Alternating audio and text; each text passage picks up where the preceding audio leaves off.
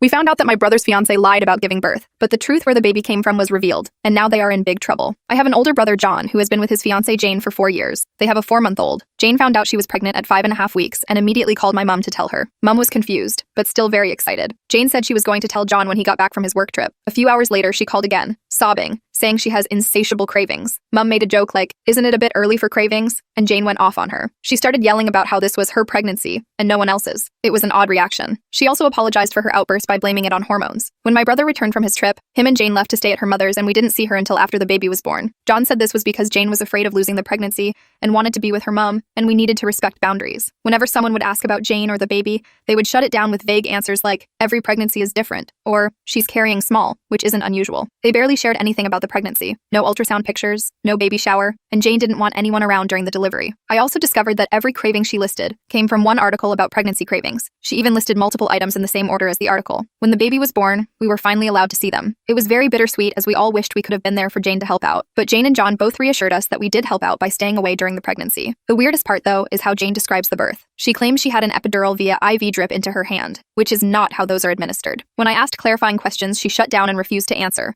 like how she would during the pregnancy. She said the baby had latching issues because he was born with no umbilical cord stump. This can technically happen, but it's a rare and fatal medical condition that their baby does not have. The final straw was when she told us that the baby basically fell out of her within an hour of being in labor, despite my brother telling us how hard the birth was. Mom is on the same side as me and has been noting these inconsistencies and inaccuracies, but doesn't know how to bring it up, and their reactions don't help. A few days ago, my brother texted Mom saying her doubt of Jane is disrespectful, and they both want full apologies from the both of us for bullying Jane about her pregnancy labor. I haven't made any outright accusations about it, nor have I said any of this to Jane. I've only asked questions when she brings the birth pregnancy up. Update. After I made my post, I stopped talking to my mom about the pregnancy, but things still didn't add up. Fast forward to my brother's birthday, and the whole family was over at Mom's. Our aunts, uncles, cousins, and older brother were all guests. During the party, Jane mentioned how the baby had BSA, and our aunt called her out on it. She's a maternity nurse. It caused a huge argument where Jane and John left in a rage, but it turns out that Jane didn't give birth. The baby is actually a product of my brother's affair. He had been cheating on Jane with some woman for about 6 months before she got pregnant. Apparently, Jane and John offered her a lump sum of $25,000 for her to allow them to adopt the baby when it was born